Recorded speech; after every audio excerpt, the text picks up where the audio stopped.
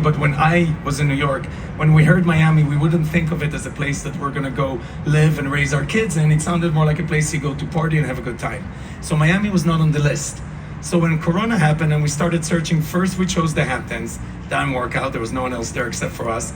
Then we actually tried to live in Israel, but Corona happened and Israel, as we know, military state stopped. I was surfing and they took out helicopters telling me to get out of the ocean. So that didn't work out for my American wife. She was like, I really wanted to try live in your country, but helicopters, a little bit too much. So we left there and then went to California. We said, I always dreamed about Malibu and it's so beautiful there. But we tried Malibu, we tried Palisades, we tried Beverly Hills, and it was no, no, and no.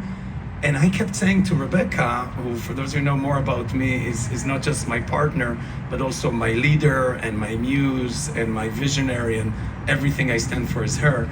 And I was really trying to, because I don't make these decisions, and she was really moving us around left and right. And I called my rabbi, and I said to my rabbi, what am I supposed to do? Rebecca is really, she can't make her mind where we're supposed to live. He said, Adam, in a relationship, the wife is the head and the husband is the tail. I said, but Rabbi, what do you do if the head goes like this, crazy, boom, boom, boom? He goes, you go like this, choo, choo, choo.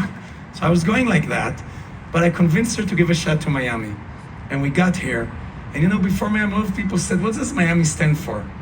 I think Miami's superpower is culture. But what exact culture? Community. There are so many beautiful communities in this city.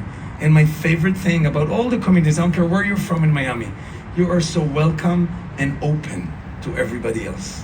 And for us, being sort of some version of Corona refugees and not knowing really where we live, we just felt so welcomed. And our kids started spending their time in the winter outside, not in a concrete box or a concrete jungle. And we saw how happy they were. And we have 6 kids, thank God. And when your kids are happy, you're happy. And their happiness infected us. And then I started looking around. I was like, okay, so we're in Miami, where's the real estate? And I went to all my big friends who own all the big buildings in New York City and said, Adam, don't do real estate in Miami. It goes up and down.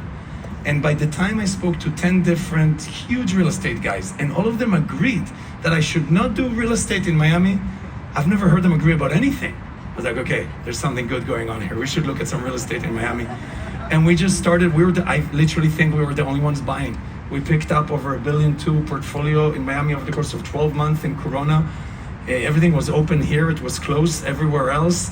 We met the landlords face to face, we had drinks, we hung out, and we just bought.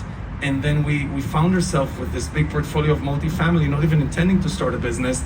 And I started walking the buildings, and it was heartbreaking because the buildings had the beautiful pools and beautiful amenities and beautiful people and everything was great, but no one was talking to anyone. They were literally sitting in the pool on their phone.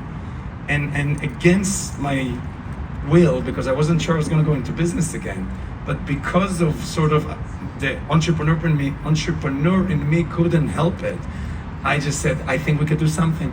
I think we can build community. I think we can create a business.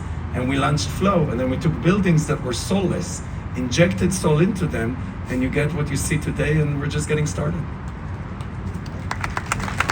I have one question.